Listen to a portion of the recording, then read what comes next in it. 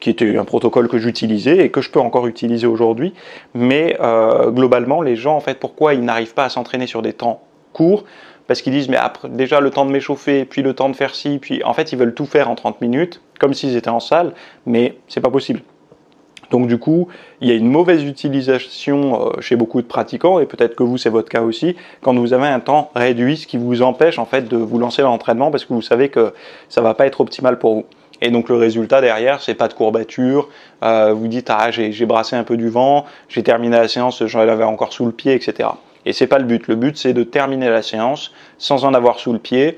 Donc ça veut dire être allé à fond. C'est de terminer la séance avec une bonne sécrétion d'endorphine, avoir bien transpiré et avoir le sentiment et le ressenti d'une séance bien faite, quoi. Ensuite, il y a le saut régulier de séance. Donc ça, c'est les problématiques du manque de temps. Quand les gens manquent de temps, ils sautent très et trop régulièrement des séances. Et en fait, ça je le répète assez souvent, mais c'est vrai qu'il y a beaucoup de personnes. La raison principale du saut de séance, c'est parce qu'ils ont des plannings de journée qui sont trop aléatoires ou alors qui sont ce sont des gens qui traînent un petit peu trop sur des choses où ils ne devraient pas traîner, donc du coup ils se réduisent.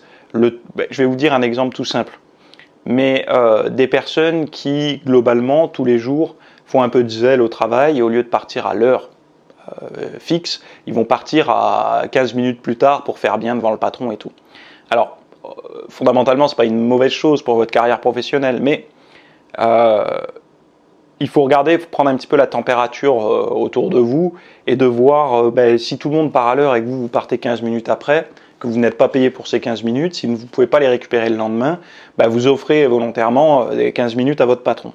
Donc moi, ce que je recommande dans ce cas de figure-là, c'est que ne vous arrêtez pas de travailler à l'heure pile, commencez à préparer votre départ 15 minutes avant. Votre départ, ça ne veut pas dire attendez sur votre chaise, ça veut simplement dire que 15 minutes avant l'heure de fin de votre travail, vous continuez à bosser évidemment, mais vous commencez à vous dire ok, j'ai 15 minutes pour clôturer ce que j'ai démarré, comme ça je le reprends demain matin.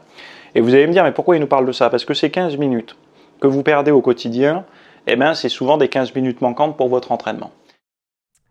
Merci d'avoir suivi ce rapide extrait. Alors, pour les personnes qui se demandent ce programme, à quoi ça consiste, parce que là j'ai juste parlé rapidement des phénomènes du manque de temps. Déjà, c'est pour les personnes, bon, globalement, qui manquent de temps, mais si par exemple vous n'avez qu'un équipement réduit pour vous entraîner. Donc ça, c'est aussi valable. Souvent, les personnes qui manquent de temps et qui n'ont pas beaucoup de matériel, ils ont tendance à sauter réellement et régulièrement les séances.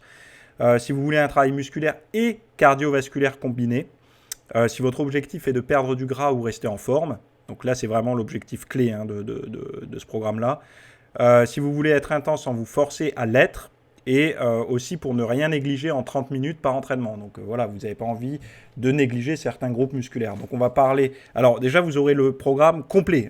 Je veux dire, là, il y a toutes les séances détaillées et tout, nombre de séries, temps de repos et tout, mais surtout la logique pour transformer 30 minutes de temps en une bombe d'intensité, mais surtout sans avoir besoin de se forcer à être intense.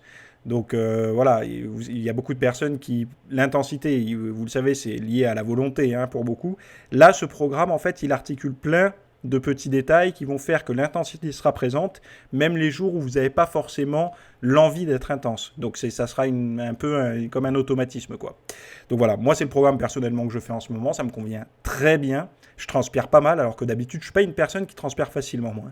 Là pour le coup, je transpire vraiment pas mal, et moi ça me convient très très bien. Donc si ça vous intéresse d'aller le voir, de suivre le cours, plus de tester le programme, allez voir le lien en description. On se retrouve de l'autre côté. À tout de suite.